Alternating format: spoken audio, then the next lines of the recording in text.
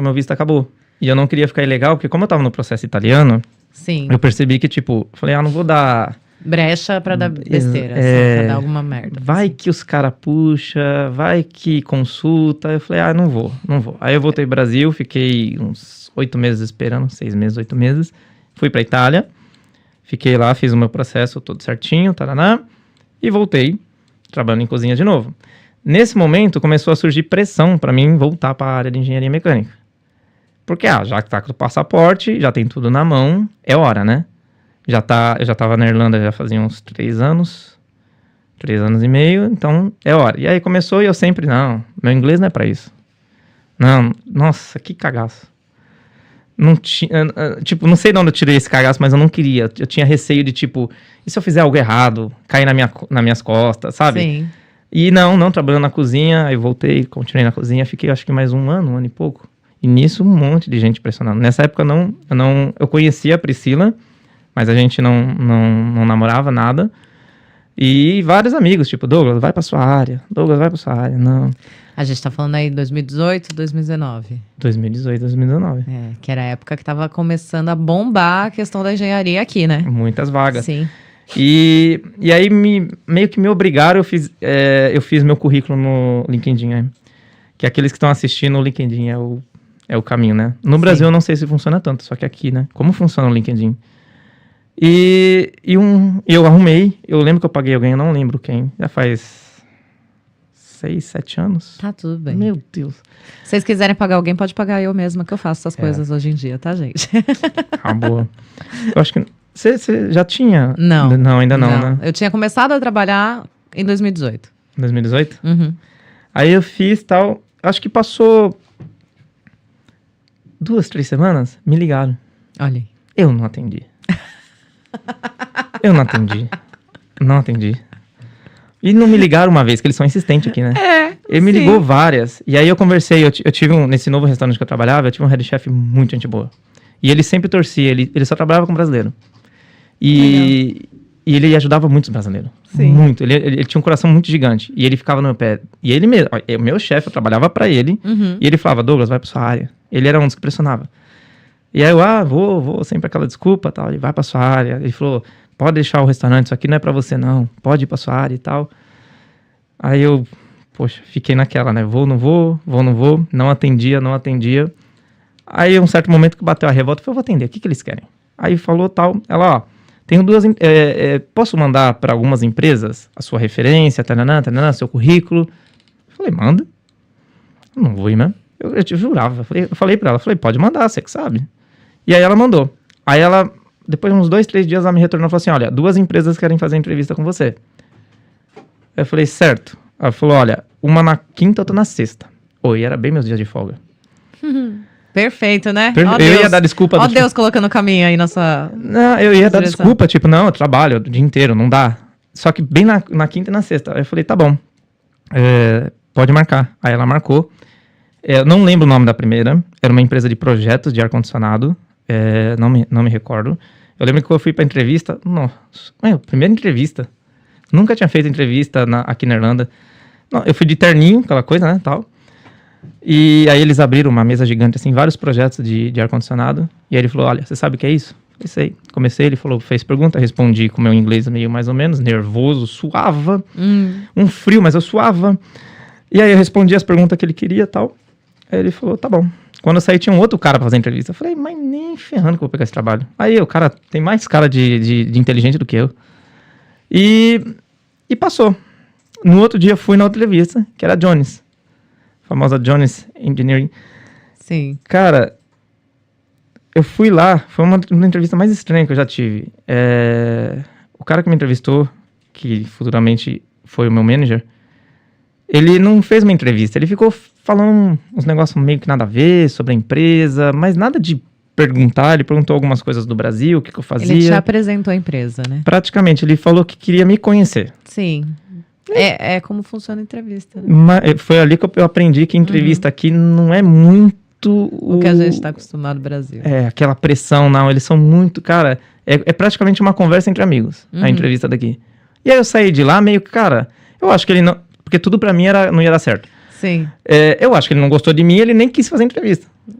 Só Ele não trocou abriu um ideia. projeto, ele não perguntou sobre nada. Tá. Isso foi na sexta. Aí acho que algumas horas depois, a recrutadora me ligou. Era sexta-feira já à tarde, eu fiz de manhã. Ela me ligou e falou: Douglas, recebi o feedback das 2 empresas. E as 2 empresas querem te contratar. Aí eu olhei e falei: eu não estava preparado para isso. Eu não tinha roupa para isso. Sim. Aí cara, o que eu faço agora? Aí eu falei: olha... Nunca tinha chegado nessa fase Não, do game, como é que passa pra próxima agora? É tipo discutir com a esposa, quando o marido ganha, a gente não sabe o que faz depois. Sim. Tipo, qual é a fase que vem agora? Tô brincando.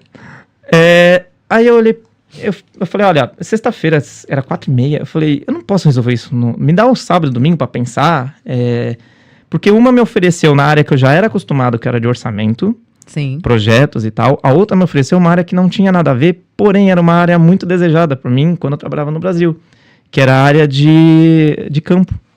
Trabalhar como engenheiro de campo. Uhum.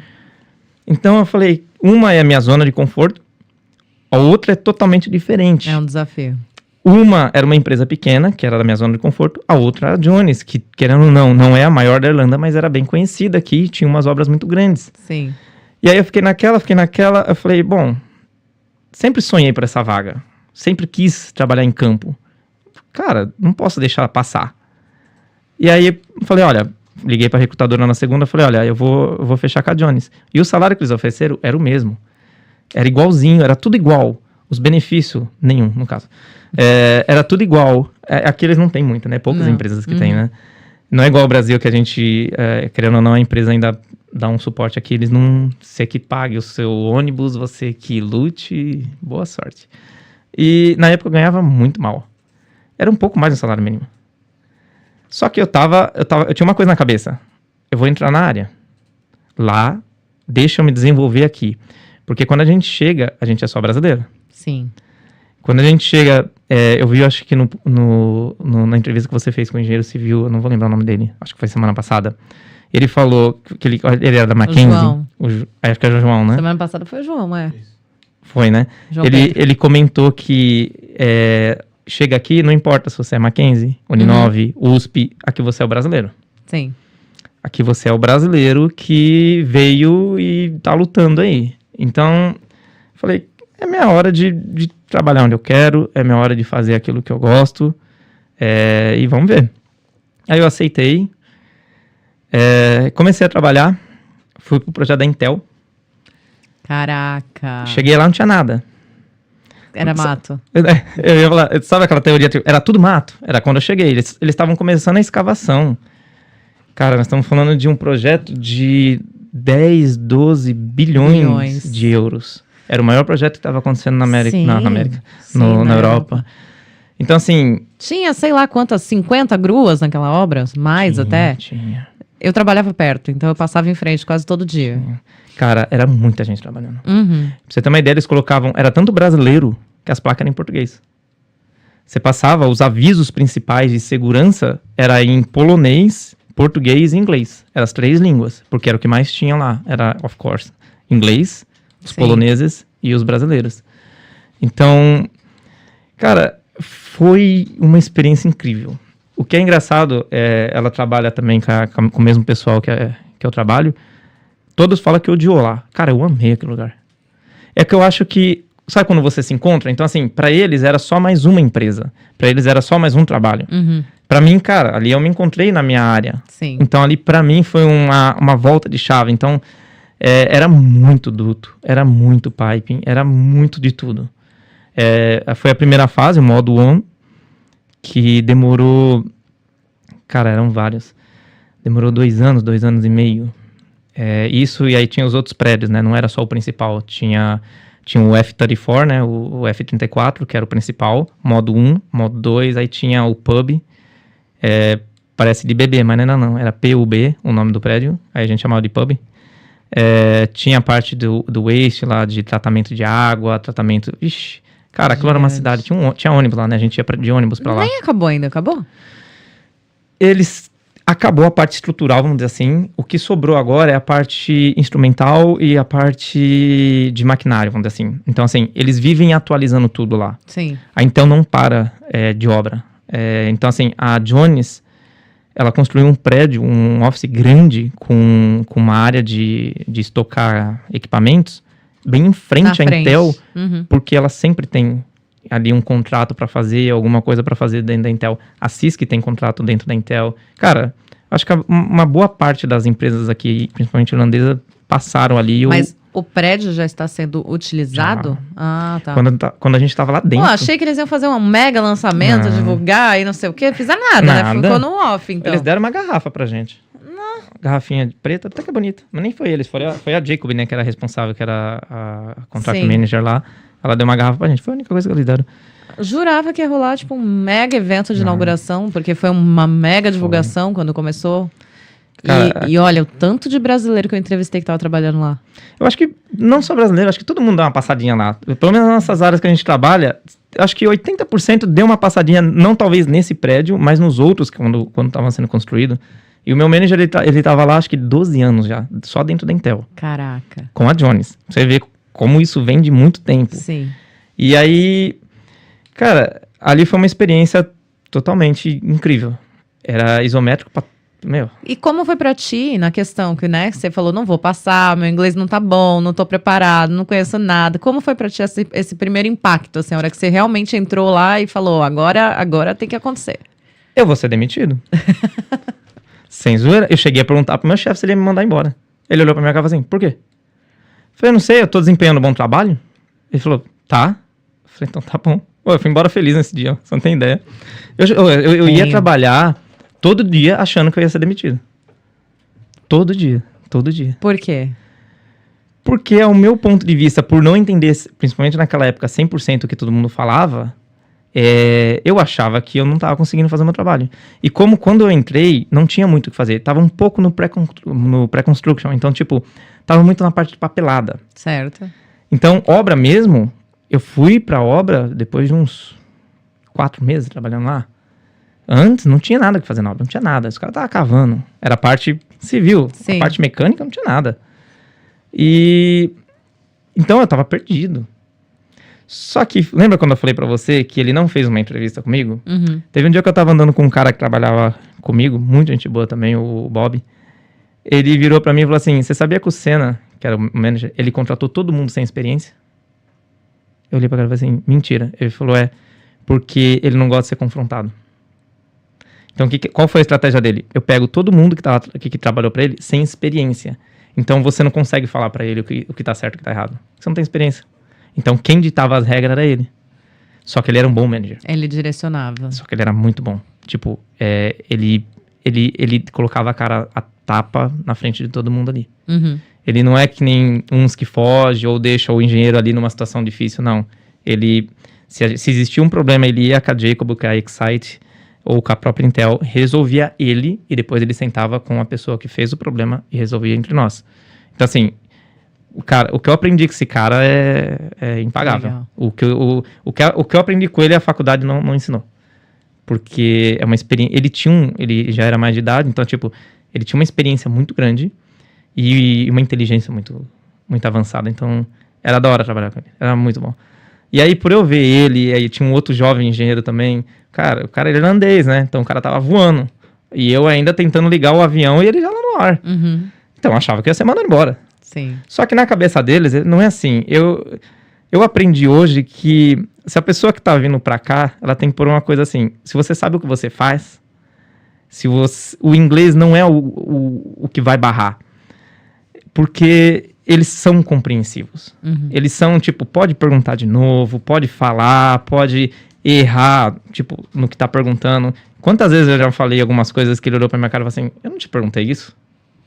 Aí eu, não? Então repita a pergunta, por favor. Então, assim, é muito comum, eles estão muito acostumados. Aqui é um país com muita cultura, né? É muita gente do mundo inteiro. Sim. Então, eles estão acostumados e a maioria das vezes também, o nosso chefe às vezes nem é irlandês, né? Então, é muito comum. É que a gente às vezes, quando vem pra cá, trava, porque no Brasil a gente não tem essa cultura de ter esse envolvimento com mais pessoas de vários países. E isso parece que eles estão tirando barato da gente, né? Mas quando a gente fala errado, parece que eles estão tirando barato, mas eles não estão, muitas vezes. É lógico, uma hora... eu lembro do Mickey, que trabalhava com a gente, a mania de botar o i no demudo, bem coisa de brasileiro, né? O Facebook, né? Sim. E aí tem o skid, que é toda a parte mecânica, lá tá, e eu falava skid. E aí, às vezes eu tava numa reunião séria com o cliente, que foi na Croácia, já vamos chegar na Croácia. Não sei se eu tô atrasando, mas eu faço, deixar falar aqui... Tá tudo em ordem. Lá no Brasil vai virar às 11. Na reunião séria, ele olhava assim, skid! Aí eu olhava pra ele, Mickey, por favor. Então assim, vai rolar a brincadeira? Lógico que vai. Mas eles sabem, né, que eles conseguem medir, né, a questão de você aceitar ou não a brincadeira. Sim, depois de um período que você tá trabalhando com eles. Sim, então assim, ele não vai chegar em você tirando barato, porque ele não sabe se você tá aceitando a brincadeira ou não. Sim. O Bob, que trabalhou comigo, um dia eu perguntei, falei, Bob, às vezes eu sofro com o meu inglês. Ele falou, pensa positivo. Eu falei, que positivo? Ele falou assim, o seu inglês é muito melhor que o meu português. Eu falei, você fala português? Ele falou, não. Obrigado. Já ajudou, viu? Obrigado. Ele, quando precisar, qualquer suporte, me avisa.